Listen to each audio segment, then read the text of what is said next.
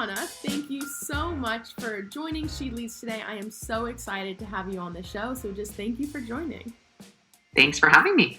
Of course. So, Shanna, you are the founder and CEO of Modsy, an online interior home design service. And just from my perspective, it really gets away the pain points of decorating your home, designing a new home, because you allow these people to reimagine a home with new furniture, new designs, using 3D imagery and AR. But before Modsy, you were a partner at Google Ventures, so you've been a venture capitalist on the other side. And even before that, you founded your own company in the gaming industry, which later got acquired by Autodesk.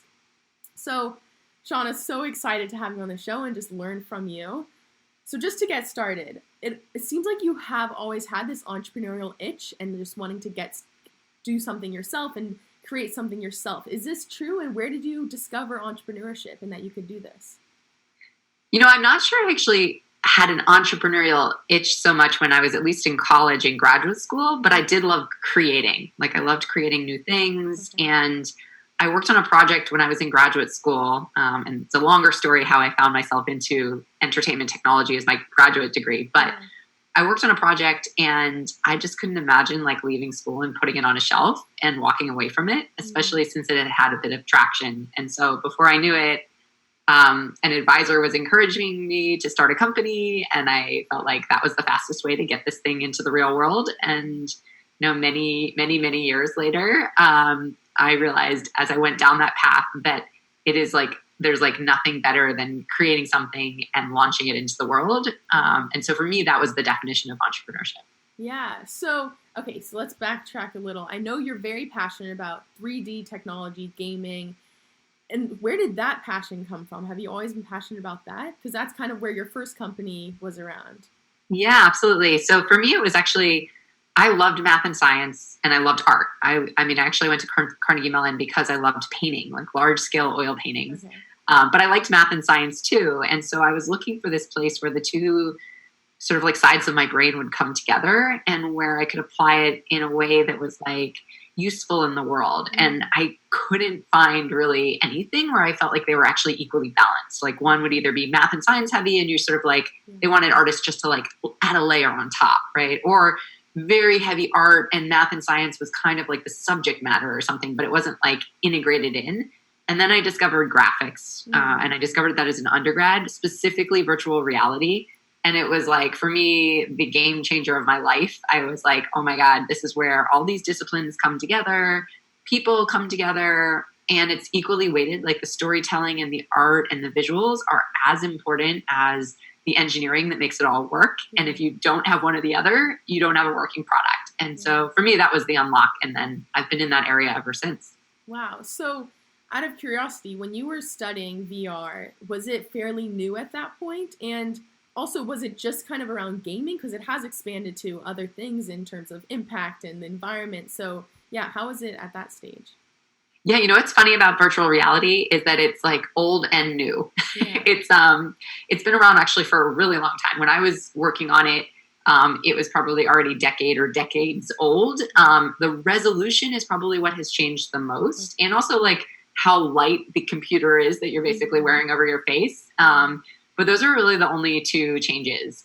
So both the possibilities, like this idea that you can be fully immersed into a 3D world has been true since the very, very beginning of VR. Obviously the visual fidelity, making it feel more and more real, frame rates as well. But like where and how you might apply it, I feel like those ideas have been universal from day one. Everything from like, can you imagine this replacing the real world? Could we be immersed in this virtual reality and live our lives there, to like the idea of social impact, the idea of like using it for training, the idea of using it for just pure storytelling. Like, can you look around and see different parts of a story as it unfolds? And then like, honestly, most natural because you're on rails is games. And because you're so limited in your movement, which is still true today, it's just much more natural when, there's something very specific for you to do. The time frame is capped and limited, and you're clear where you're supposed to look. And so a lot of what we did was games, but even in the early 2000s and even in the decade before that, like everybody was exploring all of these ideas. Yeah. That's so cool. It's really interesting to see kind of the transition to nowadays. Um, so you mentioned you had an advisor who kind of geared you on this path to entrepreneurship and almost informed you like, look, you can start your own thing and this is up to you in a way. So walk me through that process and what made you actually start your own thing and really get that push and have that desire to do it. Yeah, I mean, I think, it was both fast and slow. Yeah. I think I was not starting the company thinking, I'm going to start a company and be a like startup founder. Like that wasn't vocabulary I was using. Yeah. It was really for me about, I have this project I'm really passionate about. Early on, we were applying game technology basically to train emergency responders. Mm-hmm. And I felt like I wanted to like see it through, and I didn't know what that meant. So at the beginning, it was really about, can I get like enough money into a company to like produce this into the real world in a way that like real people could use it. And then before I knew it, it was clear that like investors and a startup path was the best way to do that because we were inventing something that had never been created. A couple of years in and having met lots of other founders and investors and read books, I was like, oh, I have a startup. And like building a startup has like a whole set of like specifications and rules and things that you could follow and do well or not do well. And I'd unfortunately done a lot of those things not so well out of the box. But yeah, for me, even with Modsy, it's always been about kind of like birthing an idea from like your mind into like a visible creation in the world that some true end user is actually using. Yeah. So you mentioned how it was almost a lot in the dark, like you were kind of just doing it and you didn't realize that there was actually these steps that could help you. Did you have regrets for starting this? Like, were there big challenges that you were like, why did I do this? And did you have people helping you along the way? Yeah, I mean, I certainly think, I wonder if I had been in a program, like somewhere like Stanford or Berkeley where, it's much more in the nature of students to be thinking about entrepreneurship, like if I would have potentially avoided some of the early pitfalls. But at the same time, I am definitely the kind of person who learns more by making the mistake myself firsthand and like hearing about it or reading it. And, as painful as it was, some of the early mistakes being like thinking advisors were co-founders and giving them equal equity, for example, like, you'd be advised against that, but you may not really understand why that's a bad thing to do. But I've now lived it and I understand why it's a bad thing to do. And I understand how painful it is to reverse decisions like that over time. So I don't know, some regrets, but not too many. Yeah. And I think you raise a good lesson in the sense of just failure in general. And it's almost like you could have considered a failure, but at the same time, you're learning from it. And that could help you. I'm sure you brought a lot of the lessons and I'd love to learn more, but going to Modsy and kind of translating those lessons into now this is like a much better way. So I love Absolutely. that. I mean, I think that's true in careers in general, right? Like I can use it for startups in particular, but even when I think about things I'm still learning today at Modsy that like, have been lessons that have been deeply ingrained with me, even within the last few months or few years, there'll be things I carry forward in my career forever. Yeah. Great. It's so great. So now you founded your company. It was SimOps Studios, correct? Yeah. Correct. So, and then it got acquired by Autodesk. So what's that process like? Did they approach you when were you seeking someone? And how did you navigate, okay, this would be a great fit, like they would take it over well? Yeah, I mean, acquisitions are really interesting because they're kind of the perfect storm of timing. Like both sides have to be kind of like mentally ready and willing to make an investment. On the corporate side, it needs to be an important enough initiative to put manpower behind it and money behind it. And at a company, you need to be at a point where you're, for whatever reason, willing to actually be acquired and, sort of give up potentially the dream of like running your own business to join forces with somebody else. And then you have to kind of not like a little bit get lucky, but also kind of point yourselves in the direction from the beginning of a future that's important. And so we had the mix of all of those things.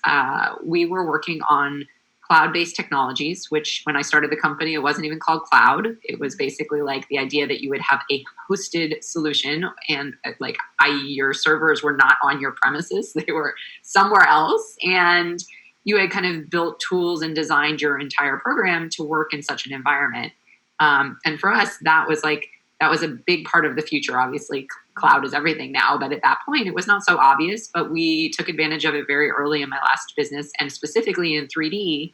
So we were amongst a small number of companies with expertise in cloud, expertise in 3D, and had built all these tools and systems around those workflows. And meanwhile, here's a very large company that suddenly their entire business was being disrupted because they were no longer going to sell boxed, packaged, sort of like DVDs and CDs that you install, and working from your tools in this kind of like local location, right? It became all about subscription models and online and web-based services. And so as they migrated their entire company that way, it was the most important thing they were doing. They obviously had interest in acquisitions. So then we, meanwhile, had lived through the last recession. So my career has been very impacted by all these very strange moments. Yeah. The first one being 9/11 that led me down this path in the first place, our software for training. And then the recession, which was a big impact to my fundraising experience. So I went to fundraise. It was really hard. We did actually raise a Series A during the 2008, 2009 recession. But I went to think about the Series B, and I was like, that was hard. And Autodesk had been following us for like a year plus. And we've been talking to them. And as we reconnected with them about the same time as I was thinking a fundraise would happen, and they expressed interest in acquiring us, it was, again, like that perfect storm. Mm-hmm. And I decided, like, this is the moment I'm ready to like go join forces with a bigger company. Yeah. So I have so many questions I could go. Before we get into going into Google Ventures, I do want to know, because you said how you've experienced funding in almost times of crisis. So what did you do to ensure you have this great mental well-being and just this calmness that almost you have to kind of put on for your employees and ensure that, okay, it's okay, like this is a hard time, but we'll get through it. Like, how did you deal with that? Yeah, I think it's the same way that I deal with it personally. Like, life is hard. Things never go perfectly as planned, and you just have to believe in your own internal strength at any given time.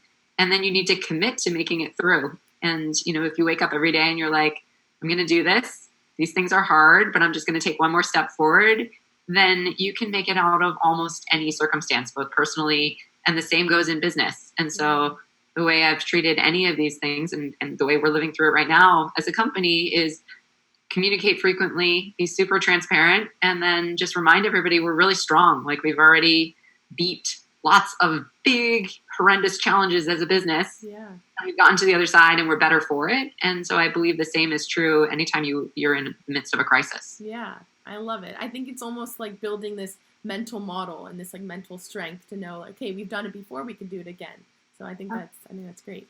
Okay, so now got acquired by Autodesk. What led you to venture capitalism, and was that out of nowhere? Has that always been something like, oh, I'm interested in it, or what? Yeah, what brought it up? Yeah, it's a good question. I was not planning to join a venture capital firm. I was not planning to invest at all. I left Autodesk planning to start another company because I felt like I ran my first company for 5 years. I learned a ton, but I really didn't know what I was doing. It was really hard. So I felt like I think I could do it better a second time, but I didn't have an idea, which I actually personally now believe that it's better to start with an idea, like a thing that's drawing you into it, than to start with the idea like, I want to start a company. Right. So thankfully I didn't start a company at that point. I went to go start playing around with ideas, and I got pinged out of the blue by Google Ventures. And the reason I was interested and took the call and ended up joining them was I felt like the last piece of the puzzle that I didn't have enough experience with and really didn't understand was venture capital. Like, I had pitched investors, I had raised money, but it felt like this black box, and I still didn't quite get it, and I didn't understand the game. And I felt like just that opportunity to sit on the other side would be extremely valuable to starting my next thing. Plus, like I said, I didn't have that idea yet. And so there was a part of me that was like, I don't know that it's the right time to start something if I don't like have an idea that's drawing me in. And thank God I followed that advice, because it is so hard to start a company. You really have to find the idea that you're extremely passionate about. Yeah. So anyway, so that's how I ended up there. And it was a very fast decision, very fast process. And like within a couple of weeks of talking to them, I was like sitting on the other side of the table and had no idea what I was doing and had to learn that whole career path from scratch. Wow, it's amazing. You almost viewed it as this, okay, to be a successful entrepreneur, I have a toolkit, and you were like, this is one thing that I don't have yet, and I want to add that to my toolkit. So it's kind of the mindset, and I love it. So tell me about your experience as a VC. Was it what you expected? Was there a huge learning curve? How was that experience overall? Yeah, I think it was a lot harder than I thought. Yeah. I think, you often as an entrepreneur think like, all these people have all this money, like, why don't they give it to me? And then you realize when you're sitting on the other side of the table, there's like hundreds or thousands of pitches coming your way and you can't fund them all. And in fact, like the entire fund has its own business model, which is like picking the winners and returning capital. So, for me, it was a really hard adjustment to not fall in love with every company that I met, to be skeptical, not optimistic, which is not my like natural stance. I didn't love saying no all the time. Like I can definitively say this is not the career path for me. It's a really hard path because you have to be pessimistic. You have to say no all the time. You don't actually get to build the thing, which for me was like the most fun part of it is being part of the team and building the thing.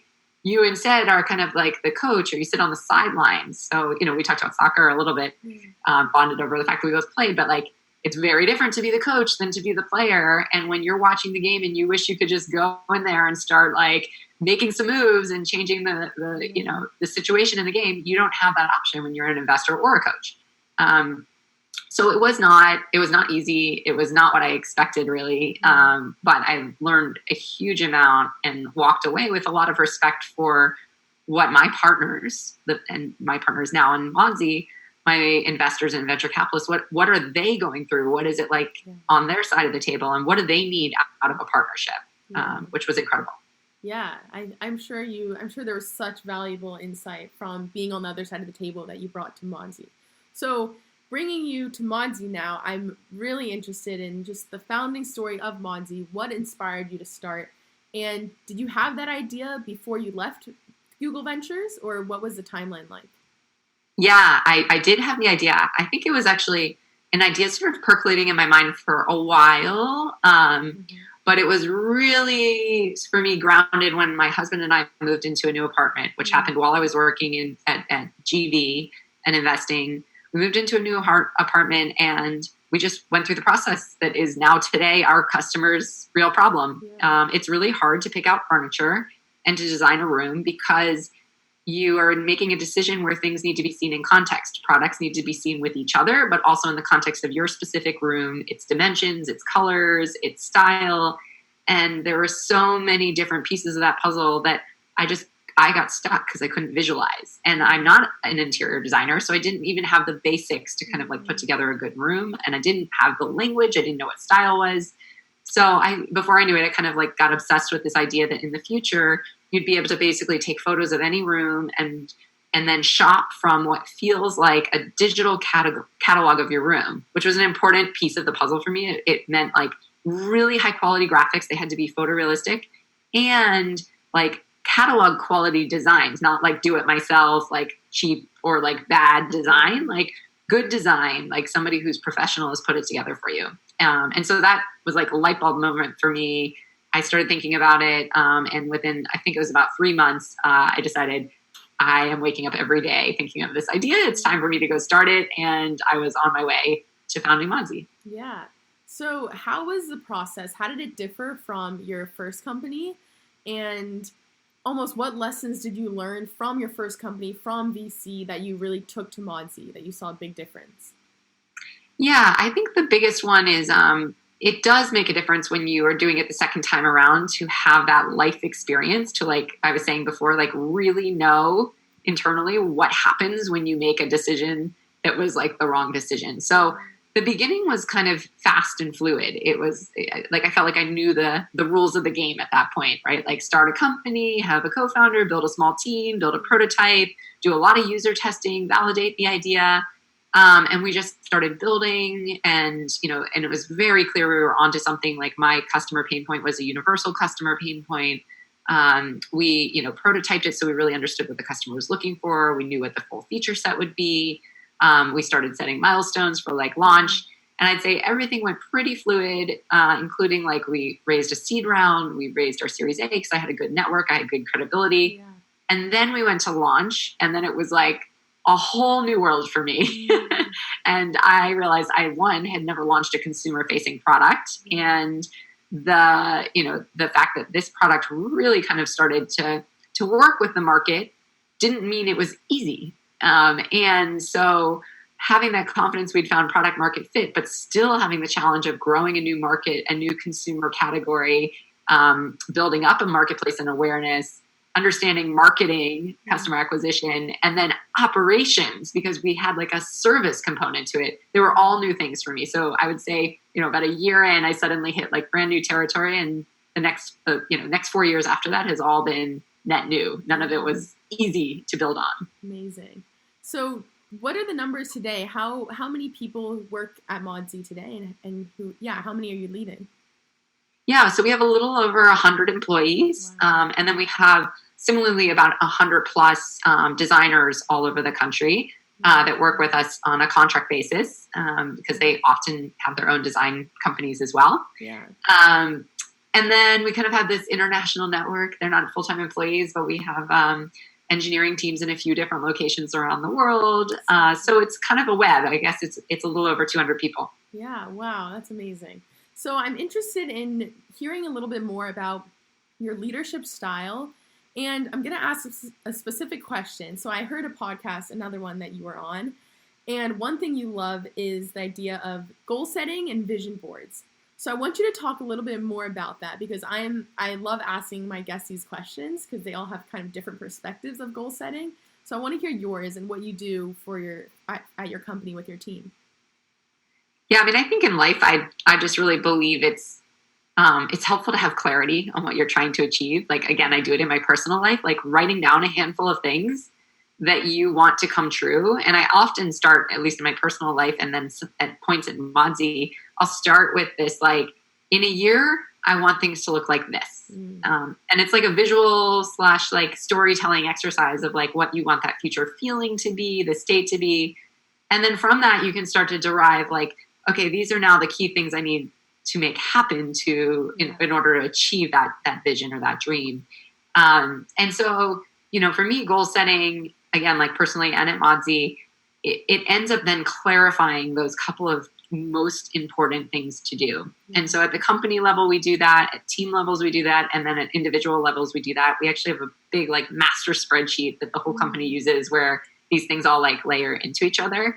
And I tell everybody that it's not an exercise that you just do to like check, got my goals done. Yeah. It should be like literally the basis of your day-to-day, hour-to-hour work. Like you should be constantly checking back or subconsciously checking back. Like, am I making progress towards that big goal that I set out for myself?